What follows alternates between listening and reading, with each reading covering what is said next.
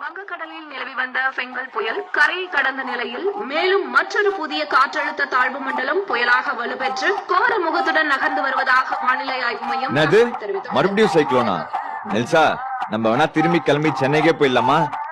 சைக்கிளானே சென்னையில தான் ஜி.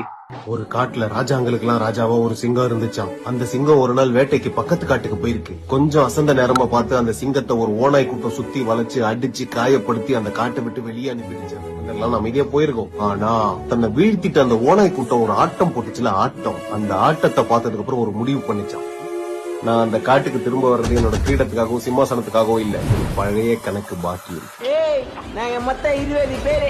நீ வத்தாலே அடிக்கிறதுக்குன்னு ஒரு பிளான் இருக்கணும். தமாசு அடிக்க